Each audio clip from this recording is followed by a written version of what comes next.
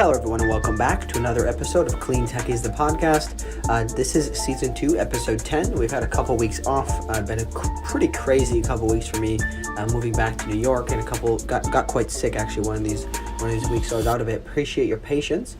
But yeah, we're back with the pod. This is episode 22 if you're counting from the beginning. Before we get started, please do subscribe, tap the bell to be notified, and review the show on Apple Podcasts if that's where you watch. Listen, and definitely leave any comments you find interesting throughout the show. If you're watching on YouTube, feel free to reach out to me as well with any other thoughts along the way. A quick reminder that this show is sponsored and made possible by Next Wave Partners. Next Wave Partners is passionate about working with people and organizations to drive the transition towards a sustainable and innovative future. Next Wave Partners creates opportunities and shapes markets globally by providing elite human capital solutions. So if you are looking to grow your team or take the next step in your career, please reach out to Next Wave. You can do so a couple different ways. You can go through their website, which is next-wavepartners.com. That's next-wavepartners.com, and find one of their consultants who is in your region and reach out to them directly or through LinkedIn. And you can also email info@next-wavepartners.com. So there's a couple ways you can reach out to them. We also do have a new sponsor starting today. We have Tigo Energy, which we will be hearing more about them towards the end of the show. But with that, let's get into the details of today's episode. Today's episode is with Tristan Pollock, the founding partner at Cool Climate Collective, which is a syndicate that is investing in climate tech companies and allowing entry-level investors to basically lower the barrier for entry so that they can build a diverse portfolio. Oftentimes, angel investors are kind of stricken with the idea of possibly tossing a few grand in, or 10 to 20 grand into an opportunity where they might not be able to kind of hedge their bets with other opportunities. So I think that this is an interesting kind of take that they're looking at doing here within the space. A very, very interesting conversation that we have with Tristan. He's somebody I've been in contact with for a while. So very excited to have this conversation and to share it with you. So with that, let's get into the show. All right, welcome to the show, Tristan. How's it going today? Good. Thanks for having me, Salas. Yeah, absolutely. It's a pleasure. I'm very excited for this episode. Obviously, we've talked in the past, but some pretty exciting things you're doing here. So why don't you just kind of give yourself an intro and some of your accomplishments, and then we'll get into kind of how you got to where you are. Of course. So I'm calling in. I know everyone likes to share their location at the beginning of Zoom calls these days. So I'm calling in from sunny Minneapolis, Minnesota. But I spent most of the last decade in San Francisco. Starting companies, sold a couple companies, and then moved into VC with one of our investors. And then I basically invested about 30 million into 200 plus startups. About maybe 12, 15 of those were more on the climate side. And that's kind of our conversation today.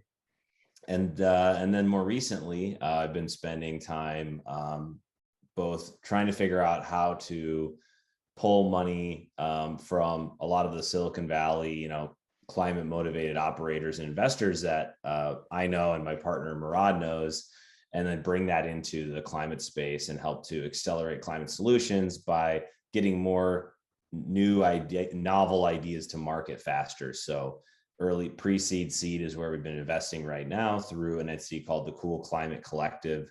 It's kind of a community-driven angel syndicate where we not only have investors and an LP network that are looking at the climate deals we bring to them, but also mentors that have been operational at places like Tesla or Stripe Climate, as well as many other of the big tech companies in Silicon Valley. And then we're trying to take all that energy and put it into some of these up and coming founders. Not all that are like inexperienced. A lot have had a great track record. And now they're trying to do something climate because they see this, as we do, the biggest challenge of the next decade and probably of our lifetimes. And I always like to say, if you thought COVID was bad over, 1, 2, 3 years, look at the next, 1, 2, 3 decades, and that's climate. And it affects every single opportunity out there, every single industry sector. And that starts to give you an idea of how big this is as far as an investment opportunity, but also as an impact opportunity. Yeah, absolutely. I think it is. It is. I don't think it can be understated, really, how tough we this is that we're facing.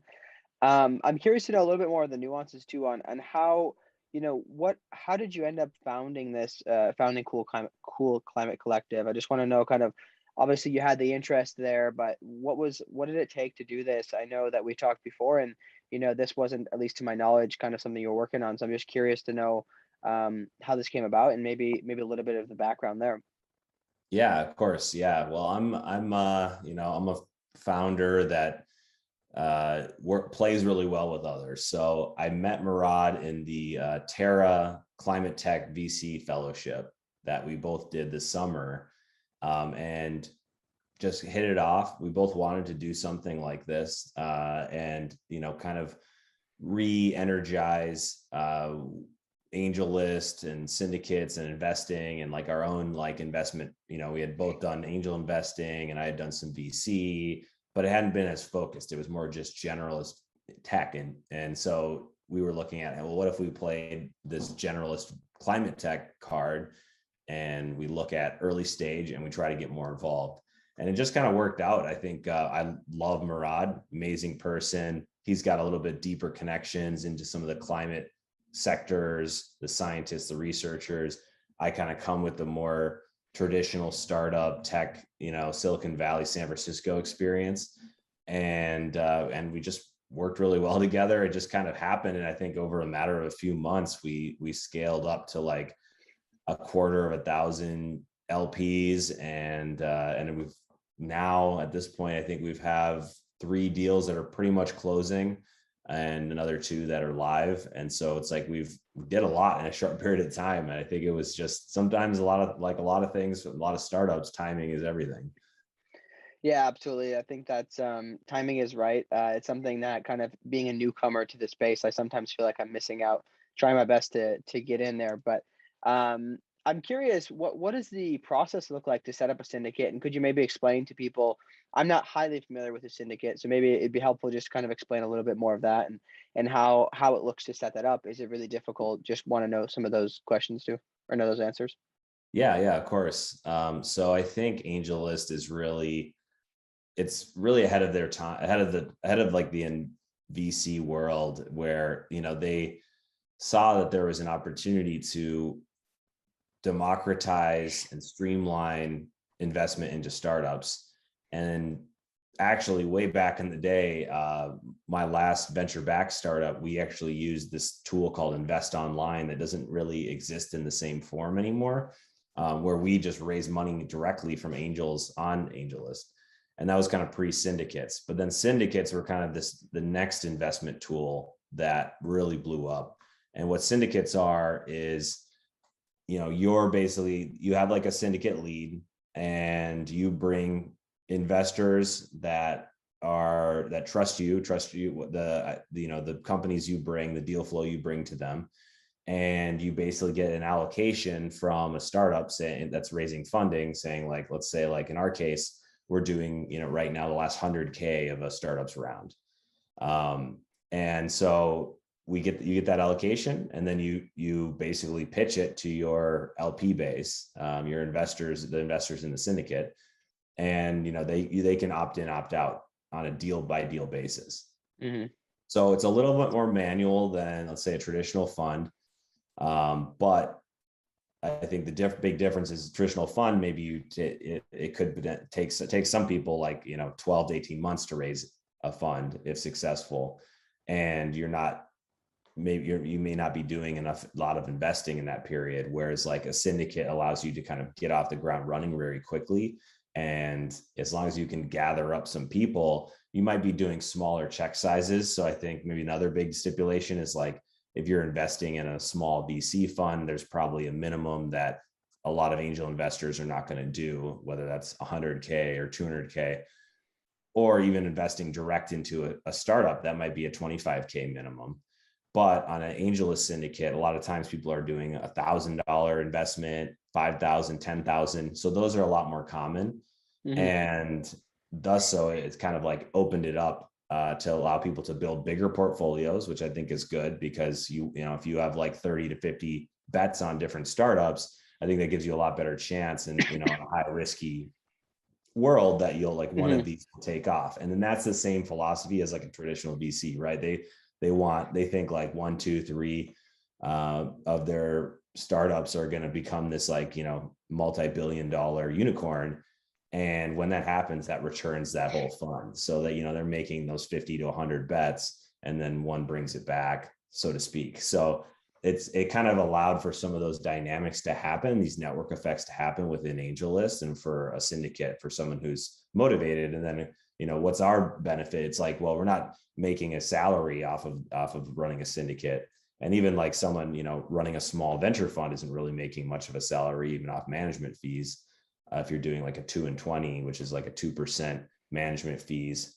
And so in that sense, you're you know, you're in a good position to be able to like just kind of like be really like quick and dirty with like getting some of these companies funding and like get and kind of cut your chops at like running a fund. So it's like a really nice. And now I could go on and on, but there's like so many other now new channels with AngelList and different ways that they're like building up to like on top of syndicates that are really interesting. Yeah, to me that seems interesting, the idea, because obviously, like you mentioned, it's a little bit more manual and maybe takes a little bit extra time in that part of the deal, but in the long term, it's actually shorter. You can get the money to the company sooner. I also really like that it kind of makes the access to these opportunities for investors a lot better, right? You don't have to be somebody who can write or wants to write $25,000, $50,000 checks, right? So I think that's interesting. I'm curious. What do you guys do differently that other companies are doing, or what are you seeing just kind of in the climate tech investment space? Obviously, there's been a lot of money going into climate tech startups in the past 2 years here. I'm just curious if there's some things that you do differently and kind of what your mentality is and what you guys look for when you're looking to invest. Yeah. So I think number one, we're looking at the founder, right? We're coming in at an early stage. Sometimes there is a lead VC involved. Sometimes there isn't. Maybe there's an accelerator program. Maybe there's some angels. There's probably some level of co-investment, but we're coming in early enough that we're doing some of this diligence on our own. We're taking a bet on what the founder, what do we feel like they can do this? Do they feel like they're knowledgeable enough? Do they feel like they've been shown that they can execute? Have they done it in the past? And honestly, that's like the number one thing, right? Do we believe in this person? And so anytime that we're syndicating someone, it's like we obviously believe in not just the idea and the differentiation and the market size and some of those things that an analyst could look at, but we believe in the person and the ability. And sometimes that's based on track record. Sometimes that's based on, I've seen thousands and thousands of, founders pitch in decks, and I've done accelerator cohort vetting and seen how these founders operate once they come into the program, and how do they do for the next 4 months with 500 startups. And so I've seen a lot of that. And I think I think that's something that a lot of VCs actually don't always get, is that, a lot of checks written to startups are pretty hands off, and you don't have a ton of interaction with the startup. When they're working out of your office every day for 4 months, that gives you a pretty good gauge on hey, was that investment what you thought it would be? Are they performing the same way they pitched? And so using some of those kind of pattern recognition things, and also just looking at people that I believe in, that I think are strong leaders. I think that's kind of the number one thing, in addition to just what the model is and why this is different and how this, reduces climate emissions as it scales. Yeah, this is something interesting to me because I think, and maybe you have some perspective with working with your partner on this, that the types of founders that are going to be found in climate tech companies are typically, I would assume that there's going to be a mixed bag of probably some people who are very interested in actually solving climate change, but there's people who are probably just jumping on the bandwagon. So how do you maybe kind of sort between, I guess, really I'm trying to understand what does a good founder look like versus a bad founder? How can you weed the difference out between them? Yeah. Yeah, I guess beyond just seeing it so many times, It's not always like, crystal clear, but I think it's indicative in like how they answer questions, how they like, how they think about things. Are they thinking about things in like a big opportunity way? It's a lot of kind of just like gut checking on what, and I think a lot of VCs do this too, right? Like are they thinking like about scaling this in a big way? Are they going to give up if it gets hard? Like Adam Draper at Boost VC talks about the cockroaches, right? Like, companies that will like survive no matter what, because they believe so much in this solution, this product, and they'll keep surviving to bring it to market and bring it somewhere. And so I think I look for a little bit of that, like a little bit of this like intellectual thought process, and a little bit of vision, and where it could go, and then also some grit, and like they're going to they can figure out, and they've had challenges, and some candor where they can figure out, admit like, hey, this was a problem, but we were able to figure this out and keep going. So I think it's a combination of those things. And then obviously the business, has to fit a certain thesis too, right, for us. So, they have to be doing some sort of mitigation of emissions, whether that's, reducing CO2 or methane, or they're even, and there could be some circular economy piece. Like, I think we're definitely climate generalists. We're like looking at all different aspects, and we have everything from like, one of our investments is a kelp, synthetic kelp, that helps with animal feed. And so, we've had another one that's like a future of sanitation, like above ground sanitation as a circular economy, like fertilizer revenue track, like built into it. And so we're like seeing a lot of these interesting deals. And, but I think it all starts with the founder and kind of how they're able to communicate their idea, the partners and the employees and the team that they're able to build around it, the differentiation they have. And just, I think you're always taking clues and from all those different aspects to see like, if, do you believe, I think that's at an early stage like this, it's kind of like, do you believe? Yeah, that's curious, because I think that from what I've heard from other people, the ClimateTech side of things it's less about just the founders, because you can change the technology, right? With tech investing, if you need to, you can adjust the product to fit the market, right? But in this case, it's not just the founders. You have to make sure that they can actually achieve a product and a technology that through the engineering and research and development actually works and actually solves something. So I feel like that's an interesting probably thing to balance. Yeah. I think that's where Mehrad comes in more so, is he's a little bit deeper into like the climate and science side of it. So that's where we make like a good partnership, I think, because he'll look at some of these things that are coming out of, his various sources that are, heavy, like, synthetic kelp, like super interesting there. And like, we'll plug in different, academics or researchers we know and get some feedback on that. We'll review some of their own research on what they think is, how this looks, how it scales.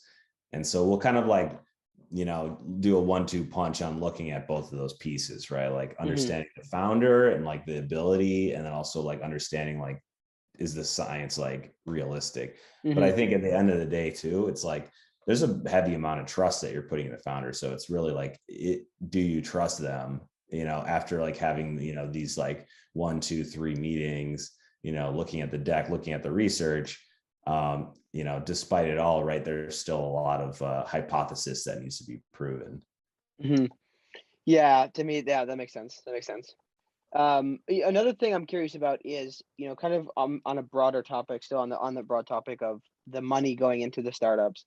What are your thoughts on the best and fastest way to get money into these startups? Because I know that I've heard different people talk about, we're not interested in investing in companies that are still in research and development phase. I know that there's likely so many solutions that have not even been invented yet. So I'm curious what your take is on at what stage will it be pre-proven concept?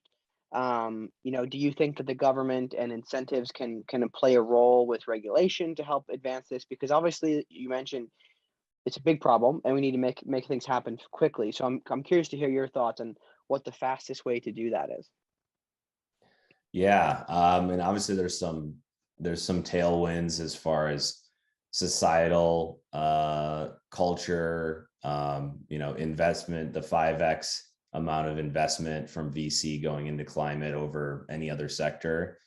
So there's a lot of interesting pieces there, like you said too, like just huge numbers. And I think like 20 billion last year invested into climate. So just from like the VC side. So I think there's like a variety of different types of institutions that you need. You need people to play at all levels. And this is what sometimes, kind of pre-COVID, like globalization, the internet, like you had breakdowns in certain countries or cities where you didn't maybe you had some people investing at like a, Series C level, but no one doing seed or like no one doing A. And so it was like really difficult to get to those places. So people were more used to bootstrapping, let's say in like Australia versus like in Silicon Valley, where they're like, okay, we can like go raise money, during the dot-com boom with like barely any, traction or anything at all.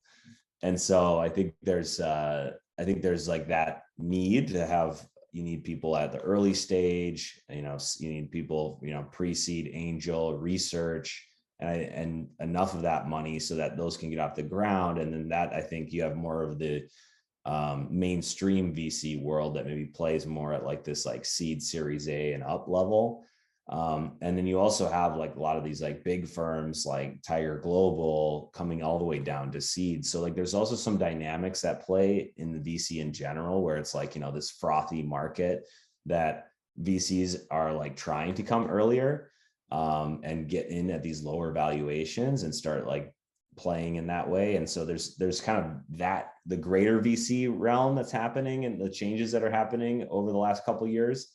And the, like raising over Zoom, like sort of situation that works for both like founders and for VCs, right? Like they're both like fundraising over Zoom and like able to do a lot faster than they have in the past.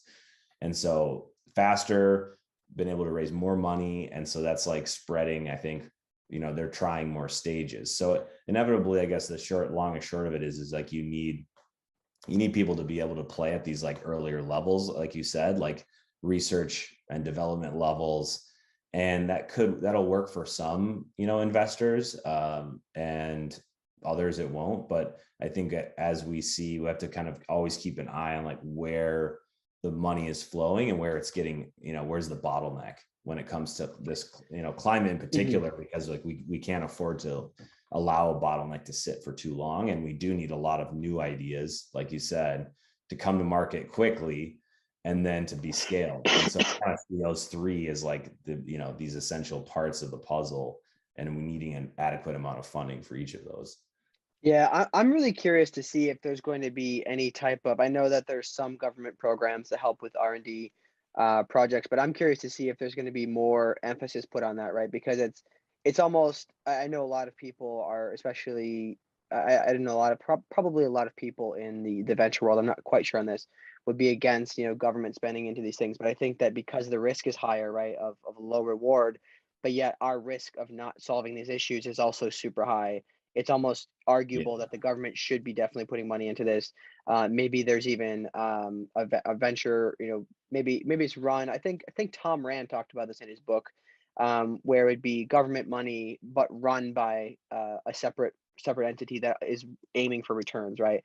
I think that would be interesting to see if that rolls out at some point.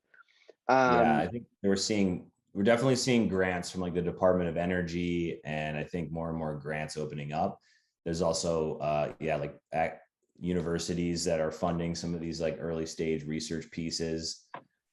So yeah, there's definitely more happening there. And I think what you'll see is like, you can imagine like how quickly things could change is that there's this top-down regulation that all of a sudden says, hey, you need to start tracking your carbon footprint. It needs to be like factored into everything you do. And that cost, whether it's, you have to like manage the waste that you're putting out, or you have to manage your emissions, and there's going to be a cost to that, like the carbon tax in some way. How a sweeping legislation like that in any country will all of a sudden change the face of business. And so I think if you take any indication from the big tech companies and how they're already preparing for their 2030 goals, then I think that those sorts of regulations are going to happen, and it's just a matter of time. So like they're already like preempting what's inevitable.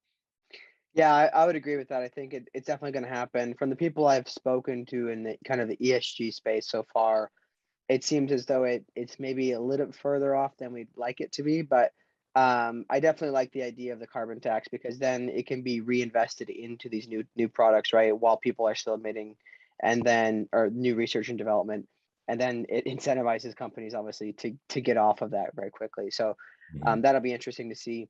One other thing, kind of more on your level is, what are some of the values that you're providing after a check is written? I know that there's obviously, I think it's kind of almost a shifting dynamic, if I can understand properly, that there's a lot of money going into the space right now. So maybe it's almost on the fund side to try to see how can we get more people to come to us, right? How can we make a name for us that we're going to provide more value? So what are those things that you're doing post writing the check that help provide value to grow that company? Yeah, it's a good question. I mean, we're still figuring it out. We're still early. We're like just about to close on our first investment, and so I think there's a lot to kind of be discovered there. But I think what we want to do and what we envision is that every founder has challenges, and they're either they're like go to market challenges, or their scale challenges, or their fundraising challenges. And so we want to be that, as much as we can, be a real partner in these founders' lives where, and what we've done already is like, we'll make introductions to other co-investors, or, we'll introduce them to someone. They have a certain challenge. Let's say one company we're working with that we're thinking about syndicating and we haven't yet, and they're looking at like retail wholesale channels, and so we introduced them some in our network who have been doing some things like this for a kind of like impact focused company. So it's like, I think it's a lot on like the connections and the support, and making sure that they have the best investors and people at the table, mentors and advisors as well. And so that's kind of, I guess, the vision of it is like being a true collective, and having our LPs who have had some amazing experience, as well as our networks of people that maybe they aren't investing, but like they want to get more involved, and like finding ways to like draw those lines and those connections to the founders that we're working with. That's kind of the vision, and we're just kind of getting started on it right now, but we've already kind of hit the first steps. Yeah, that makes sense. I think obviously it is a matter of kind of sussing it out as you go, so that's helpful. What have been some of the biggest challenges that you've run into so far? I know you've only been doing this, kind of just like half year, it sounds like, but what have been the biggest challenges so far? Yeah, I think we have a ton of deal flow, and so managing the amount of deal flow we have is that's a challenge in itself. But then also like trying to keep up with, like, when we see so many good opportunities, and being able to try to syndicate that with just two people. I think that's also been I think that's been like the bottleneck, and the biggest challenge is, one, like we just need more, and we need more and more investors to come into the space and help these companies, get things going. And then two, we also like, because we're seeing the amount of deal flow out there, and so I think like that's actually probably the biggest challenge, is just like finding the right people that are climate motivated, that care about making climate impact, as well as making returns, and investing in climate. They have that common belief, and being able to draw those lines, make those connections between the founders that we're meeting with. Hmm. Yeah, that makes a lot of sense. What about some of the biggest surprises that you've come up against? Hmm. I think probably one of the surprises, and also a challenge, is just seeing such a wide variety of types of companies, from fintech to consumer to, biotech. We see a wide variety of different types of companies. And so I think another way we've been starting to, think about this is like, how can we be more collaborative and pull people in? And one thing we were discussing was creating this idea of a climate DAO, or a decentralized autonomous organization. The DAOs are starting to become more popular in the crypto world. And we wanted to say like, all right, well, how do we, funnel crypto dollars into climate, but also like reward people for what they're doing? And, whether that's someone who brings deal flow or somebody who helps with the diligence. And so like, that could be carry or a tokenized community.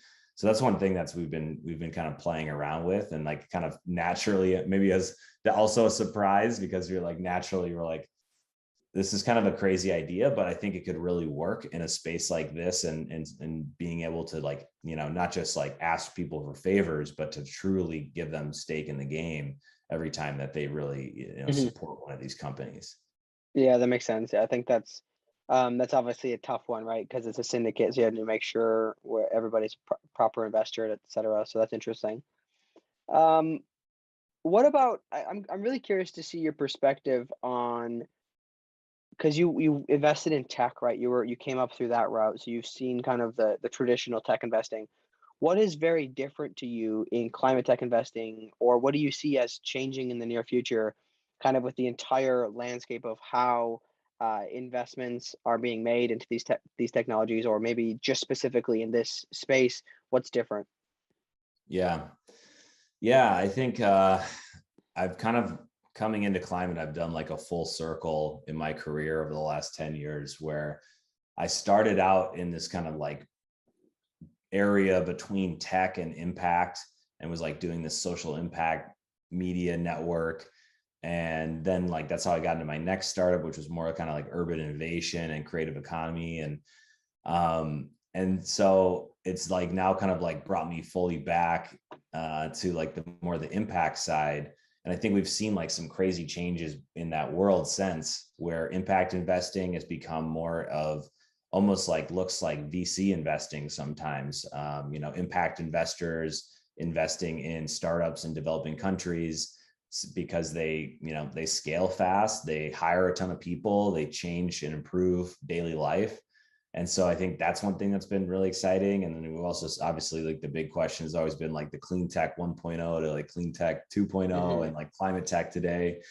And I think that's also like, been like a huge change with renewables getting so much cheaper. And now like they're the best, cheapest option. And so I think we've seen like quite a bit of those things happen. And kind of like you said, I think I'm seeing, probably because my like background is, I'm seeing like a lot of like software scalable businesses, whether it's e-commerce, whether it's fintech, whether it's SaaS or data. But like, I think at the same time, there's like this whole new emergence of like biotech, and that kind of, because of COVID, that was a huge driver, but also there's a lot of like the natural world that like, these carbon sinks like in the ocean, carbon sinks in like deserts, like a lot of all these crazy ideas that are like coming out of like how we could use nature to like heal nature. And so I think that's probably one of the big differences, is I did not look as like at as much biotech stuff or like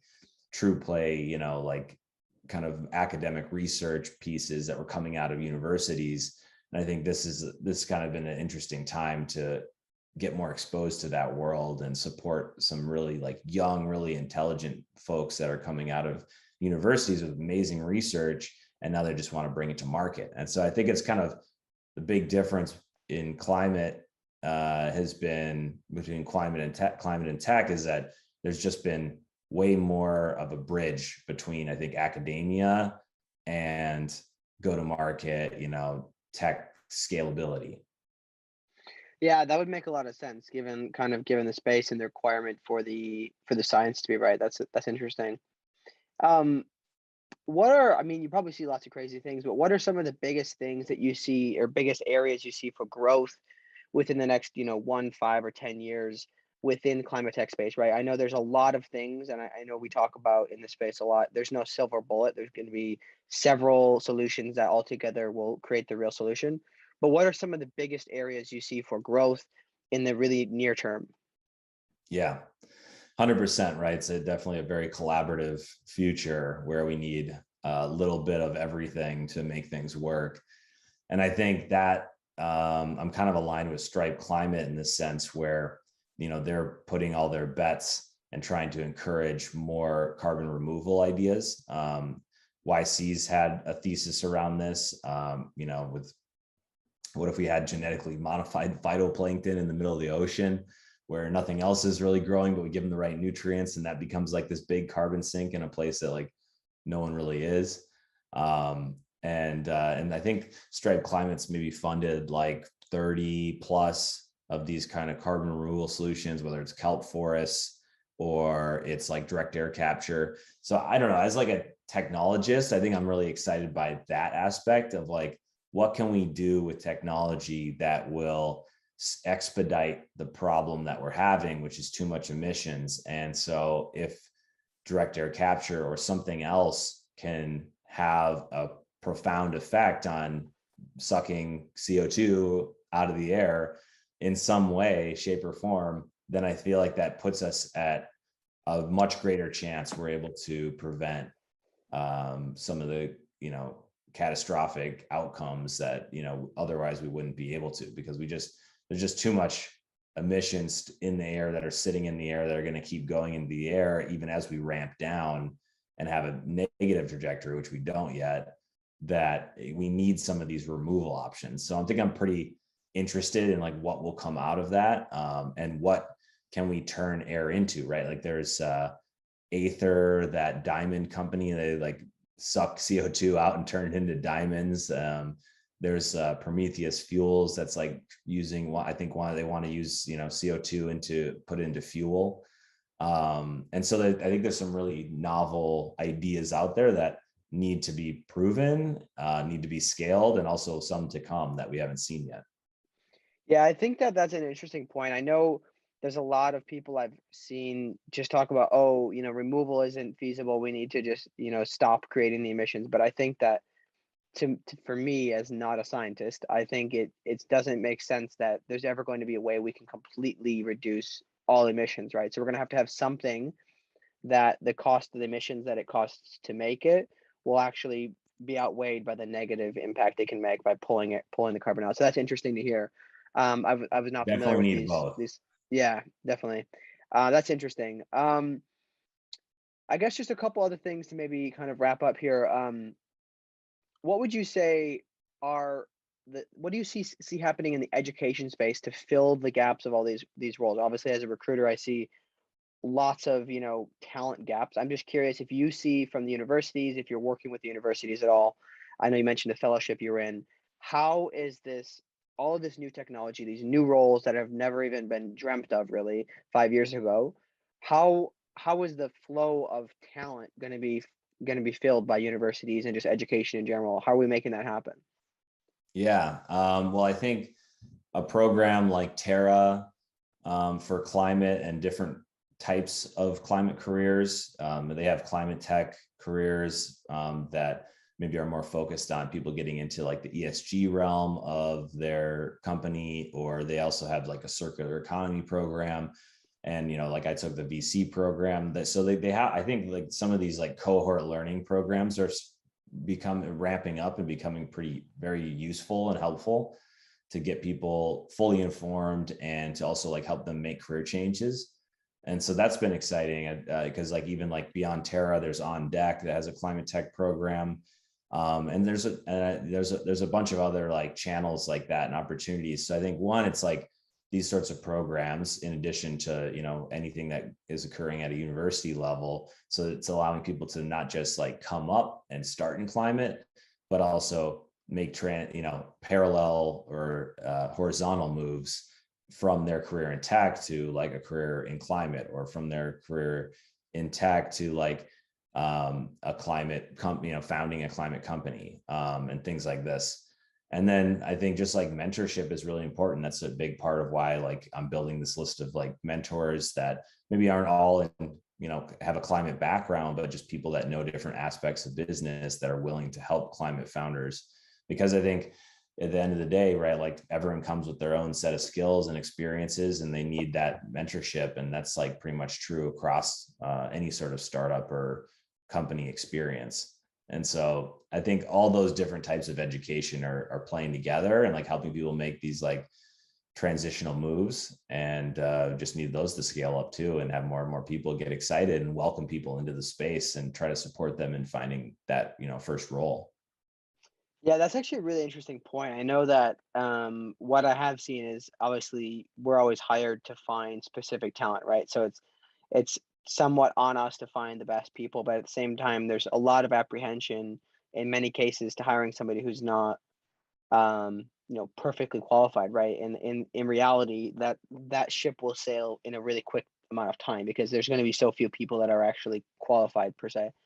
That'll be interesting to see. There's obviously another point to think about too is how many services that are maybe not specifically climate related, but these educational services that'll have to pop up to help these people make these transitions or to help companies train people from scratch, right? And if there's not enough of these, that'll be interesting to see. Um, awesome, very cool. Well, any final thoughts or things that you wanted to mention to wrap things up here? I just that I would love to be an advocate to anyone that is interested in doing more climate investing or trying to, find their career in climate, and would like to welcome them to the Cool Climate Collective.